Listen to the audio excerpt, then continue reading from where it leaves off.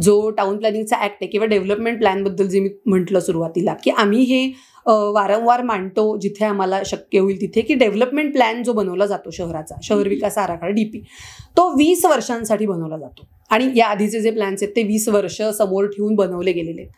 पण गेल्या 5-7 वर्षांमध्ये ज्या वेगाने शहरं बदलत आहेत, तर आम्हाला असं वाटतं की तो 20 वर्षांवरनं 10 वर्षांवरती आणावा आणि 10 वर्षानंतर त्याचा परत एकदा आढावा घेतला जावा जिथे टाउन प्लॅनिंगचा प्रश्न येतो.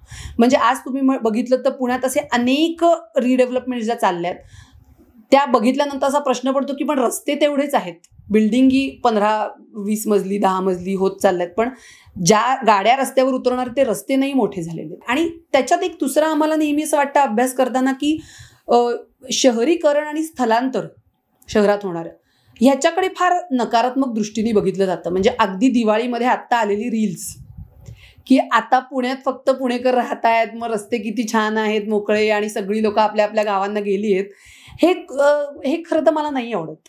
म्हणजे शहरं मोठी होणार आहेत आणि त्याच्याकडे समजा आपण निगेटिव्हली एक स्थलांतर होतंय आता प्रचंड काहीतरी भयानक होतंय असं का बघतोय. शहरं वाढणार आहेत हे सत्य आता जितक्या लवकर राज्यकर्ते धोरणकर्ते स्वीकारतील तितकी आपण ती चांगल्या पद्धतीने प्लॅन करू शकू. पण कधी कधी असं होतं की जी छोटी गावं त्यांनी समाविष्ट करून घेतली आहेत त्यांना नाही यायचंय महापालिकेत, कारण त्यांचे टॅक्सेस वाढून बसलेत पण सुविधा तिथपर्यंत पोहोचलेल्या नाहीयेत. टॅक्स मात्र आता तुम्ही महापालिकेच्या दरानुसार त्यांच्याकडून प्रॉपर्टी टॅक्स घेणार, वॉटर टॅक्स घेणार, पण आजही त्यांना टँकर बोलवावे लागतात, पाण्याचे प्रश्न आहेतच. असं ते ना एक विचित्र कडबोळ होऊन बसलंय असं मला वाटतं की टाउन प्लॅनिंगवरती त्याच्यावर एक होलिस्टिक विचार व्हायला पाहिजे.